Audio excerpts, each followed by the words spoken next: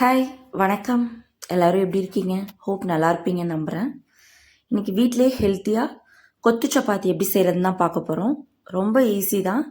நம்மளுக்கு மீதமான சப்பாத்தி இருக்கும், அதை வச்சு சிம்பிளாக எப்படி பண்ணுறதுன்னு பார்க்கலாம். கொஞ்சமாக எண்ணெய் ஊற்றிக்கோங்க. அதில் கொஞ்சமாக சோம்பு நல்லா கையில் நசுக்கி போடுங்க. அது நல்லா ஃப்ளேவர் கொடுக்கும். ஒரு சின்ன துண்டு பட்டை, உங்களுக்கு வேணா கிராம்பு கூட சேர்த்துக்கலாம். இது தேவையில்லை, நான் சேர்க்கலை.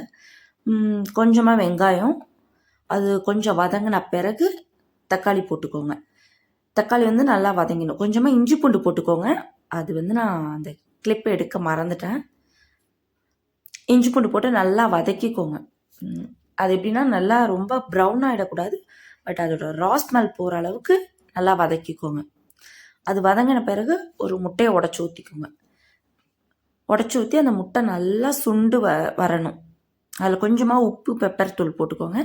போட்டு நல்லா சுருண்டு வந்த பிறகு அதில் வெங்காயம் தக்காளியோட மிக்ஸ் பண்ணிக்கோங்க. ஒரு சில பேருக்கு முட்டையோட அந்த நீச்சு ஸ்மெல் பிடிக்காது. அது பிடிக்காதுங்கிறவங்க நல்லா அதை வறுத்திங்கன்னா அந்த ஸ்மெல் போயிடும்.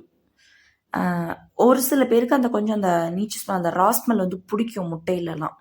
அவங்க நார்மலாக பாயில் பண்ணி ஓரளவு வேக்காடு வந்த பிறகு நீங்கள் மற்ற இன்க்ரீடியன்ஸ் சேர்த்துக்கலாம். அதை நல்லா வறுத்த பிறகு முட்டை, வெங்காயம், தக்காளி எல்லாம் மூணுமே சுண்டு வந்த பிறகு மிளகாத்தூள், கொஞ்சமாக மல்லித்தூள், ரொம்ப கம்மியாக ஒரு ஸ்பூன் மிளகாத்தூள்னா 1/4 ஸ்பூன் மல்லித்தூள், ஒரு சின்ன டீஸ்பூனில் மஞ்சத்தூள், உப்பு, கொஞ்சம் சிக்கன் மசாலா தூள் போட்டுக்கோங்க.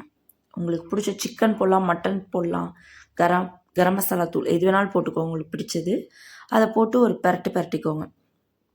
அந்த மசாலாஸ்லாம் கொஞ்சம் பரட்டி எடுத்துக்கோங்க. அதில் உள்ள ஸ்மெல் போகிற மாதிரி, பச்சை ஸ்மெல் போகிற மாதிரி.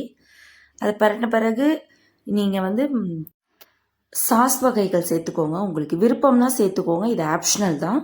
எனக்கு வீட்டில் இருந்துச்சு, நான் சேர்த்துக்கிட்டேன். டொமேட்டோ சாஸ் இருக்குல்ல, அது சேர்த்துக்கலாம்.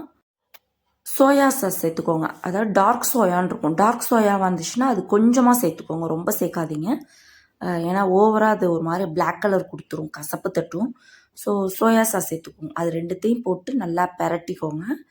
ஓவராக அது குக் பண்ண வேணாம். லைட்டாக பரட்டின அப்புறம் வீட்டில் குருமா செஞ்சுருப்பீங்கள்ல, அதாவது சப்பாத்திக்கு white kurma, chicken kurma, veg kurma, கொண்டக்கடலை குருமா, எனி குருமா எதுவாக இருந்தாலும் சரி, அது உள்ள ஒரு 4 ஸ்பூன் போல் போட்டுக்கிட்டிங்கன்னா அது நல்ல டேஸ்ட் கொடுக்கும். ட்ரை பண்ணி பாருங்கள் கண்டிப்பாக. உண்மையாக எல்லாருக்குமே பிடிக்கும். அது ஜஸ்ட்டு ஒரு கோட்டிங்க்கு நல்லாயிருக்கும். அது கொஞ்சம் எப்படி சொல்கிறது, ஒரு ட்ரையாக இல்லாமல் ஒரு பைண்டிங் மாதிரி ஒரு இதாக நல்லாயிருக்கும். கொஞ்சமாக தண்ணி தெளித்து விட்டுட்டு ஒரு பரட்டிட்டு நீங்கள் குட்டி குட்டியாக கட் பண்ண சப்பாத்தி இருக்குல்ல, அதை அதில் போட்டுக்கோங்க. போட்டு நல்லா மிக்ஸ் பண்ணி விட்டுட்டு இதில் நீங்கள் எந்த வெஜிடபிள்ஸ் வேணாலும் போட்டுக்கோங்க. கேபேஜ், கேரட், கேப்சிகம், பீன்ஸ் எது வேணாலும் போட்டுக்கோங்க. எனக்கு வீட்டில் கேபேஜ் இருந்ததுனால அதுதான் போட்டிருக்கேன். அதை போட்டு ஜஸ்ட் பரட்டி விட்டுட்டு கொத்தமல்லி எது வேணாலும் போட்டு முடிச்சிட வேண்டியதான். இவ்வளோ தான். ரொம்ப சிம்பிளாக இருக்கும், பட் டேஸ்ட்டு சூப்பராக இருக்கும். எல்லாருமே வீட்டில் ட்ரை பண்ணி பாருங்கள். உங்களுக்கு இந்த வீடியோ பிடிச்சிருந்தா லைக் பண்ணுங்கள், ஷேர் பண்ணுங்கள், சப்ஸ்கிரைப் பண்ணுங்கள். ஓகே, பாய்.